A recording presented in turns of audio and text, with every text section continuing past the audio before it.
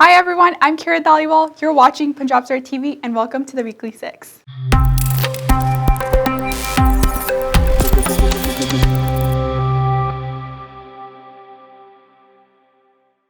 Nearly all businesses reopened in Ontario except for Toronto areas.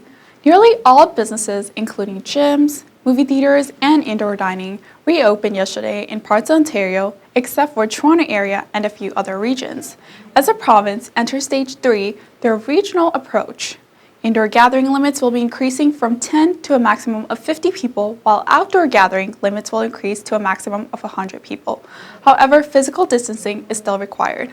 Police charged man in connection with the racist and anti-mask rant. A 40-year-old man who allegedly was involved in a hate crime went on a racist rant in Mississauga supermarket.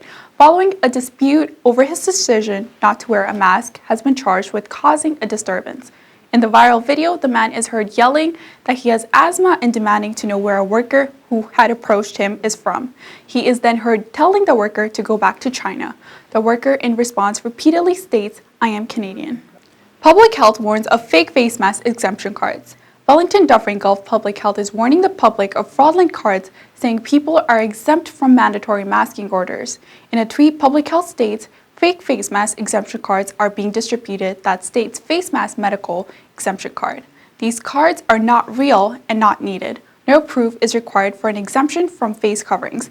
Public Health is not asking businesses to check or require documentation. Schoolgirl who traveled to Syria to join ISIS will be allowed to return to UK. Shamima Begum, now 20, was one of the 3 schoolgirls who left London to join the Islamic State group in Syria in 2015. A citizen was revoked by the Home Office on security grounds after she was found in a refugee camp in 2019. The court appeal says she had been denied a fair hearing because she could not make her case from the Syrian camp.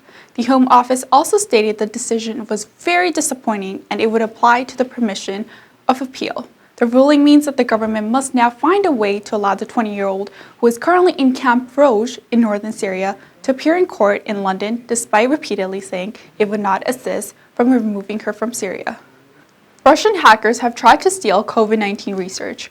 Russia has tried to steal information and intellectual property from researchers working on COVID-19 vaccine. Cybersecurity agencies in Canada, the United States, and the United Kingdom. The malicious cyber activities were likely undertaken to steal information and intellectual property relating to the development of testing of COVID-19 vaccines. Defense Minister Harjit Sajjan praised the agencies for calling out the bad behavior and deterring other malicious foreign actors from targeting Canadian intelligence. Trudeau confirms Canada-U.S. border closure extending to August 21st. Prime Minister Justin Trudeau has confirmed that Canadian and the U.S. officials have agreed to keep the border between the two countries closed to non-essential travel until August 21st.